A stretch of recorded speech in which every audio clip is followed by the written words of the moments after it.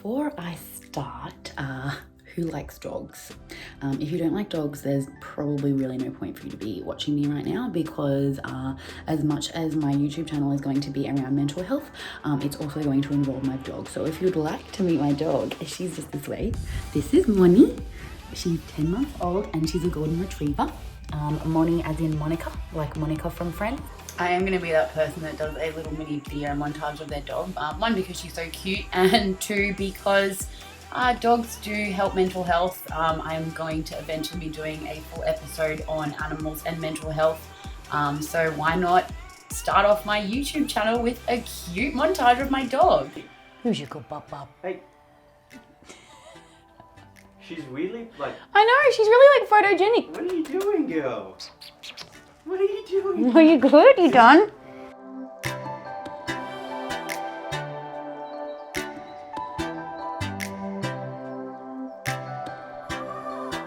I am shitting myself right now by filming this. Thank you to everyone who has tuned in for my first official video on my YouTube channel.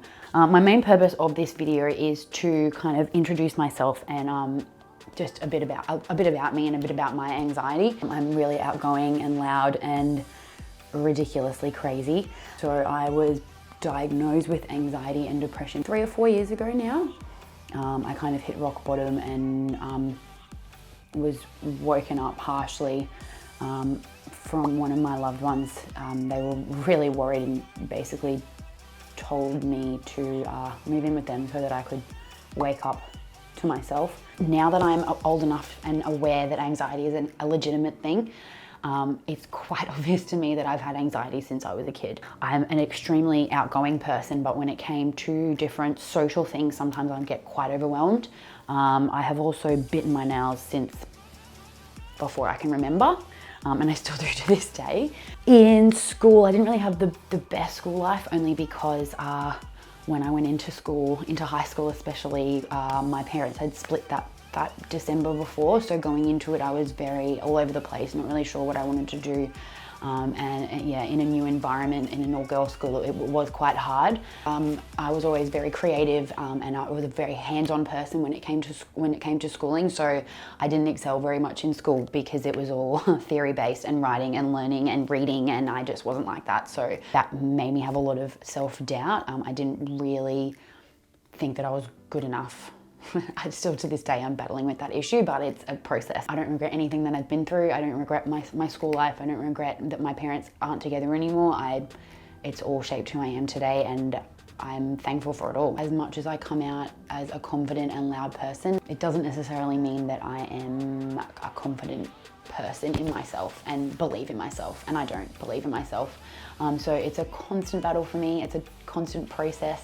The relationship with myself is something that I'm working on all the time, and I forever will be. I also have this uncontrollable thing where I need to do things myself to feel like I've accomplished something. So as much as that's stupid and I don't particularly agree with it, it's just how I am. I don't like confrontation. I don't like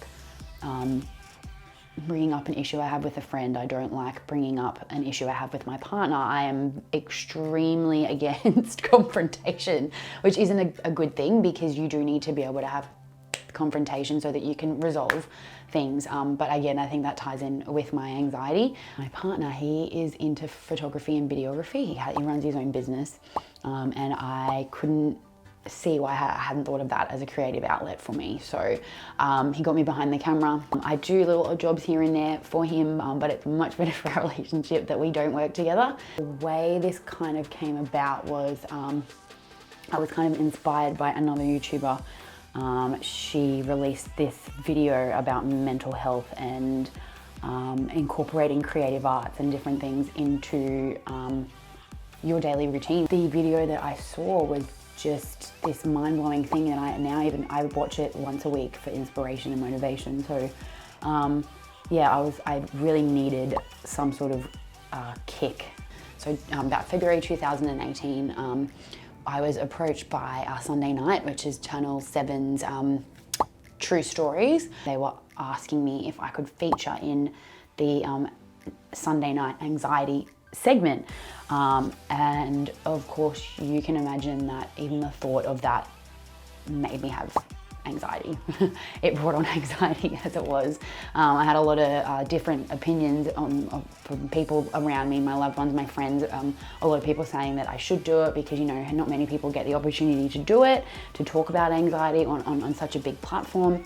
But then there was a couple of other people in my life that thought that maybe it would just hide my anxiety. And that in itself just made me just solidified that I really wanted to do it. And there were many anxiety attacks had leading up to the interview. But by the end, I felt like I don't know, made a difference because I'd at least spoken about my story.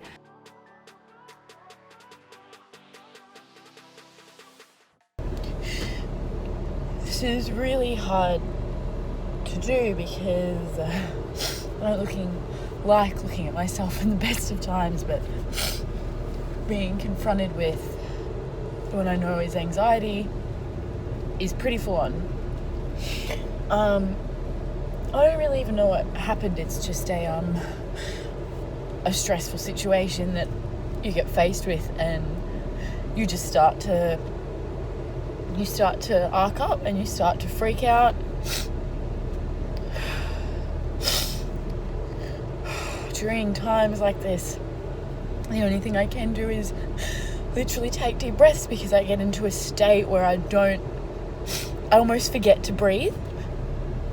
As you can see, it was really full on for me to have not only cameras in my face asking me about different anxiety attacks and what I'm like when I have an anxiety attack, but it was also really confronting having to film myself having an anxiety attack. I wanted it to be real and raw, but I also didn't want to put myself in a position where I would bring on my anxiety even more. I started keeping a journal through isolation for COVID, and it was really interesting to see my fluctuation in my moods and how my anxiety would change from one day to the next. Sometimes even hour by hour it would change.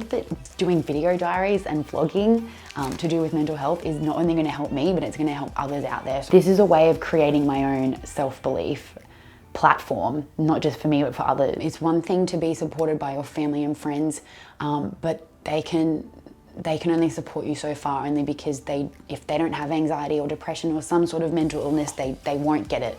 And that's nothing against all of you that don't have a mental illness. It's more so when you're in that position trying to explain to someone, you just go back on yourself. And so being with people and talking to people, communicating with people, getting to know people that are of that same mind, it's really reassuring, really comforting, and makes you feel like you've got somewhere to go. It makes you feel like it's not the end and that things will be okay. Anxiety and depression affects so many people.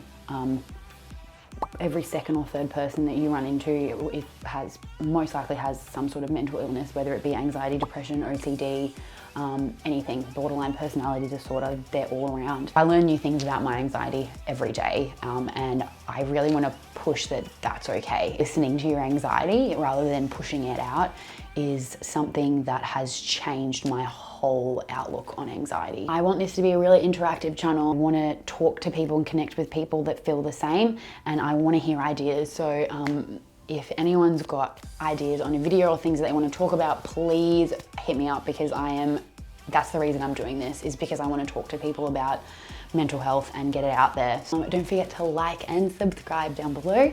I'm going to be releasing videos every week, and I'm also going to be very active on Instagram and hopefully TikTok. Yeah, just let me know if you've got any questions. This isn't right, I'm talking. Bye.